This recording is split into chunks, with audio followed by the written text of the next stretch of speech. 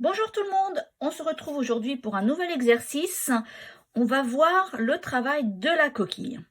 Pour cela, j'ai préparé donc 3 paires passives d'une même couleur qui vont nous permettre de faire un petit mat ici sur la gauche, 3 paires passives de couleurs différentes pour faire les paires passives qui vont être travaillées avec les torsions et comme d'habitude, une paire pour faire les meneurs. Il existe plein de façons de faire la coquille. Vous pouvez la faire avec du mat, avec de la grille. Ici, je voulais surtout vous parler de la gestion des torsions. Donc, j'ai dessiné un petit carton. Alors, pas du tout réglementaire. C'est absolument pas ma spécialité, la mise en carte. Donc, si vous voulez travailler ce carton spécifiquement, je peux vous l'envoyer gratuitement par mail. Par contre, si vous regardez dans vos ouvrages, vous trouverez toujours quelque chose à faire avec de la coquille et vous pourrez réutiliser ce que nous apprenons ici. J'ai fait la mise en place de mes fuseaux comme nous l'avons vu dans les vidéos précédentes et j'ai avancé un petit peu mon travail jusqu'au moment où nous allons commencer à ajouter des torsions. Alors, j'ai préparé aussi du coup le même carton pour pouvoir y indiquer mes torsions au feutre. J'en ai profité pour vous mettre en couleur les paires qui vont travailler en torsion, donc rouge, gris ici en noir et bleu. Dans mon travail, je vais commencer par ajouter des torsions ici pour séparer ma partie qui va rester en mat, donc mes fuseaux qui sont ici en vert, de ma partie qui va travailler avec les torsions pour former cet arrondi, cette coquille. Donc je vais déjà mettre 2 torsions juste ici pour séparer, c'est-à-dire que pour l'instant, mes 3 paires de droite vont rester encore en mat, mes 3 paires de gauche aussi.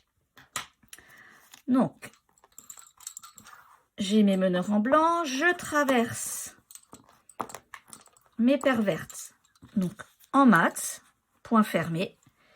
Je vais rajouter 2 torsions, 1, 2. Donc ces torsions, je les ai choisies pour au hasard. Je me suis dit, il faut que je fasse quand même un écart un peu visible. Une, ce sera sûrement pas suffisant, je vais en mettre 2. Et je traverse pour l'instant mes paires de droite en mat aussi. C'est juste pour vous montrer que là, je vais juste créer un espace au milieu. Je mets mon épingle pour tourner autour et je reviens pour l'instant de la même façon. Donc en mat, 2 torsions et je retraverse. Donc le choix que j'ai fait ici de ne pas commencer à mettre des torsions, c'est vraiment un choix personnel. J'aurais très bien pu commencer à mettre des torsions. Mais mon but ici, c'est de vous montrer justement l'importance des torsions, donc j'y vais pas à pas. Donc j'ai déjà fait mon aller-retour où j'avais 2 torsions pour séparer mes 2 parties de mat. Petite précision d'ailleurs, j'avais mis mes 2 premières torsions une rangée en dessous. Donc je rectifie ma petite erreur. On va maintenant passer à la ligne suivante. Donc nous avons déjà fait ici notre première épingle. On va s'occuper maintenant de la deuxième ici. Je vais garder pour l'instant 2 torsions pour séparer mes mats et je vais rajouter juste une torsion entre mes paires de droite. Et nous allons voir l'effet que ça donne. Je ferai la même chose en redescendant. Mais on se rend bien compte que mon écart ici va s'agrandir, donc je vais rajouter des torsions par la suite. Nous avons vu donc les torsions sur les meneurs. Maintenant, nous devons parler des torsions sur les paires passives. Puisque nos paires passives, elles, vont aussi avoir un chemin à faire entre chaque passage de meneur. Donc, comme nous l'avons vu dans la vidéo précédente, nous allons rajouter des torsions. Alors, le chemin ici n'est pas très long, mon fil est gros, donc je ne vais mettre qu'une torsion à chaque fois sur les paires passives. Donc, je l'ai dessiné ici, du coup, sur mon petit carton avec un trait vert. Donc, vous voyez, si on commence à mettre des traits partout, ça devient illisible. Donc, on va garder en tête une torsion à chaque fois en descendant sur chaque paire passive. J'ai donc ici sur mes meneurs mes 2 torsions, on va dire centrales, une torsion sur chaque paire passive et j'y vais. Donc, je traverse. J'ai décidé tout à l'heure de mettre une torsion sur mes meneurs entre chaque paire passive pour l'instant. Donc, je la mets et j'arrive à l'épingle. Donc ça, le travail derrière l'épingle est toujours le même. Je vous rappelle que moi, lorsque je tourne derrière l'épingle, je mets systématiquement 2 torsions. Donc, je ne réfléchis même plus. Je les mets. Je vais faire le trajet retour. Je n'ai pas de torsion sur mes paires passives. Il faut penser à rajouter. Donc, j'en avais une à l'aller. J'en mets une seule au retour. Une torsion sur les meneurs. Toujours pour faire le chemin entre les paires passives. Une torsion paire passive. Je suis au centre, donc pour l'instant, je vais garder mes 2 torsions et je retraverse mon mat.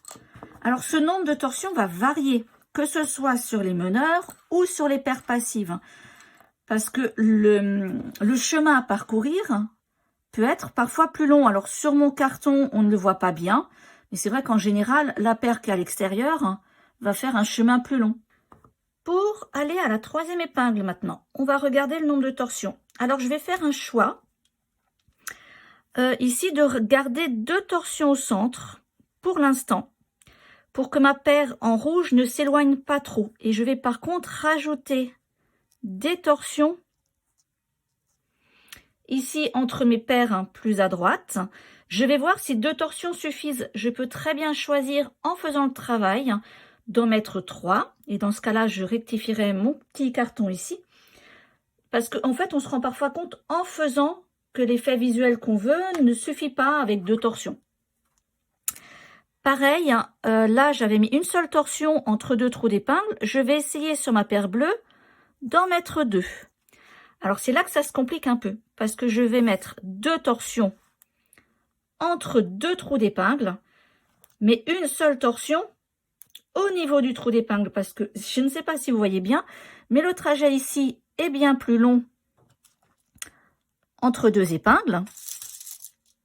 Donc là, je vais mettre 2 torsions, mais juste derrière l'épingle à gauche, je ne vais en mettre qu'une. Donc ça devient une petite gymnastique de mémoire, de savoir combien de torsions on met et où. J'ai déjà amené mes meneurs à travers le mat. Je vais rajouter donc les 2 torsions que j'ai décidées. J'ai ici, sur ma paire rouge et ma paire grise, une torsion. Et j'ai donc décidé, sur ma paire bleue à l'extérieur, d'en mettre 2. Et je traverse. Donc, 2 torsions. J'ai décidé cette fois-ci aussi de mettre de nouveau 2 torsions sur mes meneurs. Encore 2 torsions sur mes meneurs. Je traverse la bleue et je suis à l'épingle. Je vais faire la même chose au retour. Donc, comme je vous ai dit tout à l'heure, là, derrière l'épingle, par contre, je ne mets qu'une torsion sur les bleus. Parce que le chemin, il est tout petit. Et c'est reparti. Allez, 2 torsions sur les meneurs, une sur la paire passive. 2 torsions sur les meneurs, une sur la paire passive. Et je suis déjà de nouveau au centre. Je vais retraverser le mat et nous allons regarder ce que ça donne. Et voilà, si on observe déjà là, on voit que l'ajout de torsion nous a permis d'éloigner encore la paire rouge de la grise et la grise de la bleue. Donc, je vais m'amuser maintenant à encore changer le nombre de torsions.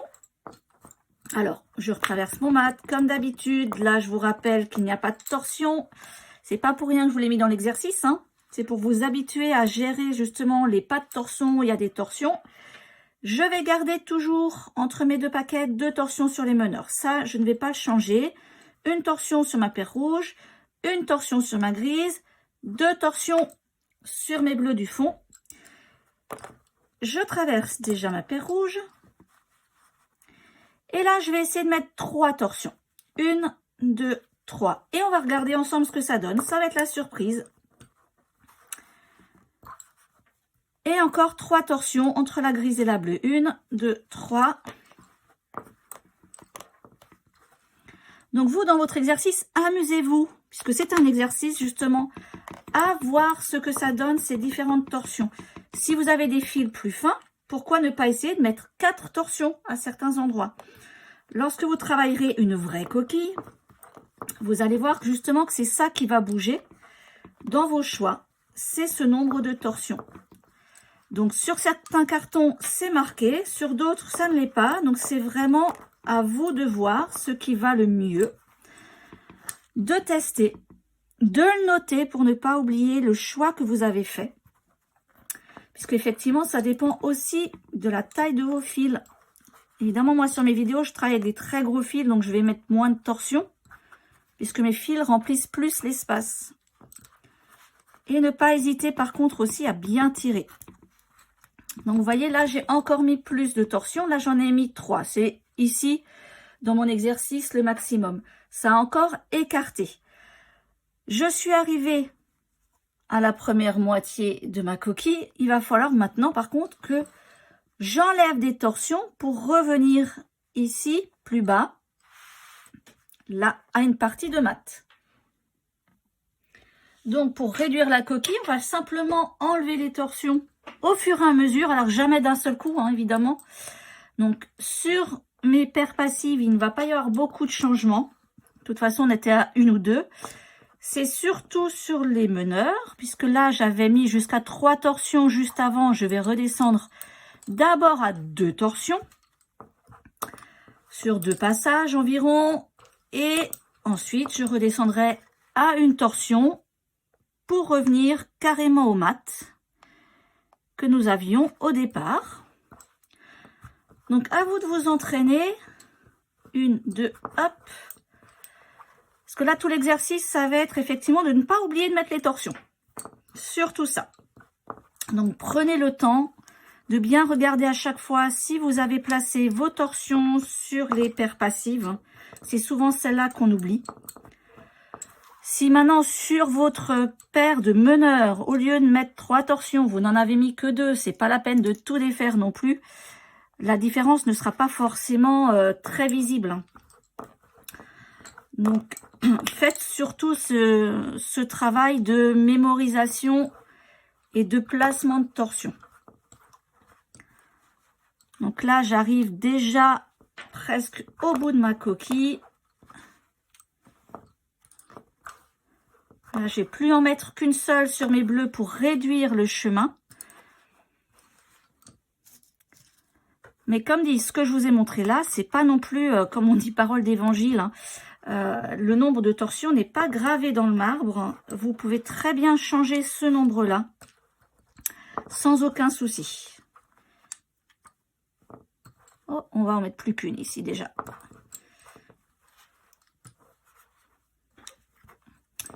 Et voilà, je vais arriver du coup presque au mat. Donc le mat, ça veut dire que vous n'avez plus de torsion sur les meneurs du tout. Plus de torsion sur les paires passives non plus. On va encore mettre une dernière ici. Et commencer à rassembler. Vous voyez, là, je ne mets plus de torsion sur mes paires passives. J'en ai gardé juste une seule sur mes meneurs pour faire le rapprochement en douceur de mes 2 parties de mat. Pour arriver d'ailleurs à un moment où il n'y en aura plus du tout.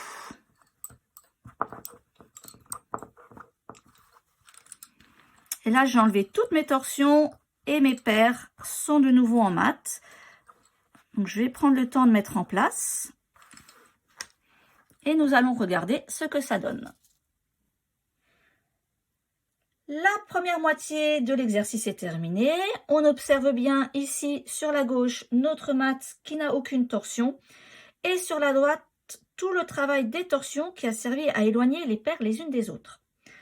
Alors, mes paires ici, notamment la rouge, ne suit pas le trajet que j'avais tracé sur le carton. C'est beaucoup plus plat.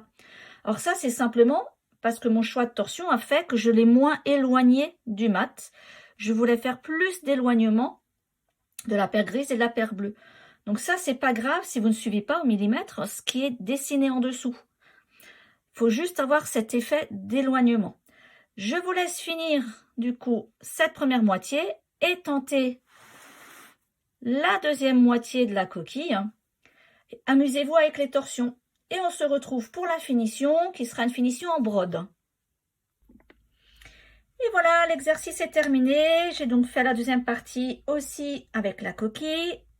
je termine en mat pour pouvoir faire une finition du coup en brode qui me laissera un bord bien net quand j'aurai coupé tous ces petits fils. Si vous avez des questions, n'hésitez pas à me contacter par mail. Vous l'avez juste à la fin de la vidéo. Et je vous dis à très bientôt.